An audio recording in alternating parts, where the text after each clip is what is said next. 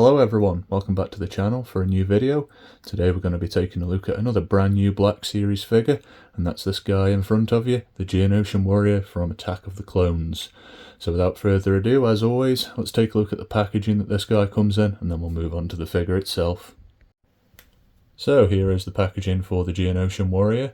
It's in the standard Black Series box style that we've come to know and love over the last couple of years now. This one is in the red motif because it's from the Attack of the Clones line. We've got Geonosian Warrior on the right hand side there, and he is number 11 in the Attack of the Clones series. We've also got an image on the insert of the Geonosis arena, if you can see that there. Moving over to the side of the box, we've got the mural artwork. Again, it's a staple of the Black Series now, and it's very nice at that. It then follows us onto the back of the box, where it's blown up slightly on the right hand side, and we've also got a brief write-up about the Geonosian Warrior on the left. So taking a look at the details first of all, as you can see, paint application and sculpt have come together once again to give us a really satisfying looking alien character in action figure form.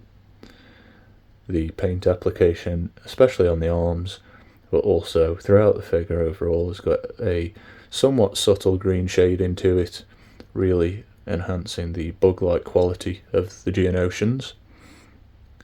Starting at the top, there's some shade into the head, which is very nice to see, and then the small details such as the eyes and the tusks have been picked out with some nice accurate paint application. The crest on the Geonosian has been done in a gold plastic, and then there are certain details highlighted on that as well. As you can see, the paint shading that I just mentioned follows the Geonosian down the arms there, and that goes for both sides as well. If I move the blaster out of the way, you can see that this guy has got a small armour piece around the crotch section,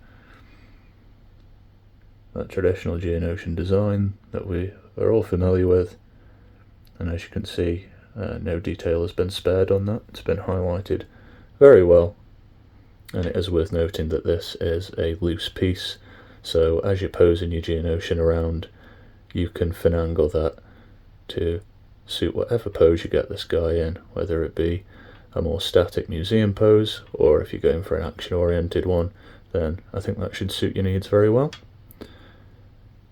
Detailing also follows us down to the legs. As you can see, there's quite a colour difference between sort of the outer sections of the Geonosian's legs and then the more internal joint-like parts. Again, very bug-like, exactly what we would expect to get from a Geonosian figure. Just going to show you the back of the figure now, just so you can see the detail on the wings. I'll run over articulation and all that good stuff later in the video, but just for now, just wanted to showcase all the different paint applications, such as the wings. As you can see, the different membranes that have been picked out in the sculpt and then highlighted with the different washes and such. It's very nice to see. So very similar to Watto, the Geonosian Warrior includes alternate wings. As you can see here, not as much detail as the standard wings, but as with Watto, these are designed to convey in-flight motion.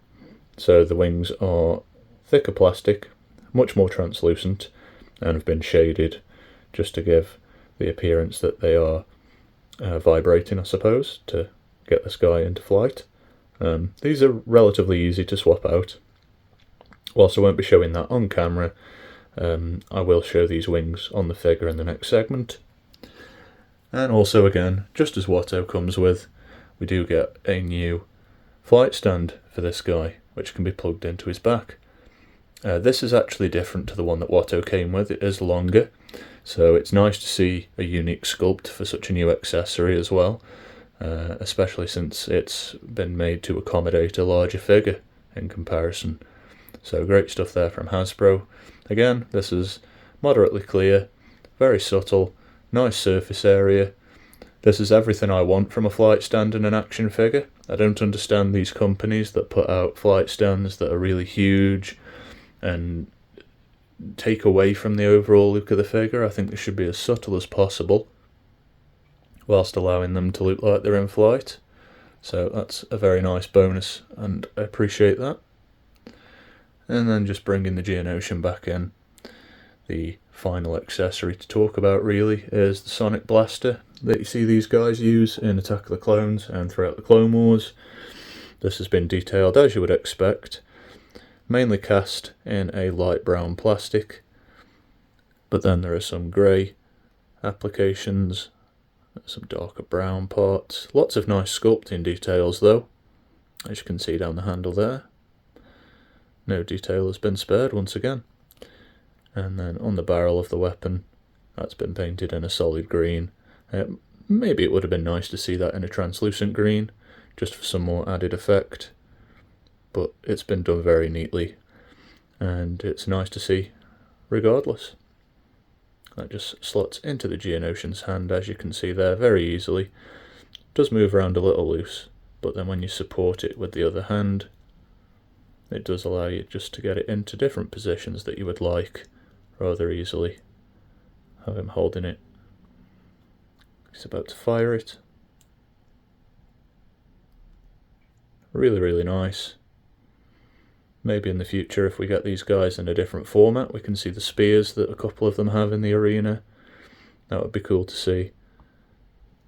But this guy comes with everything that you'd want to get your Geonosian army going. So this is what the Geonosian looks like with the alternate accessories. He's got the flight version of the wings, as well as the flight stand plugged into his back. Now I didn't show these being attached on camera.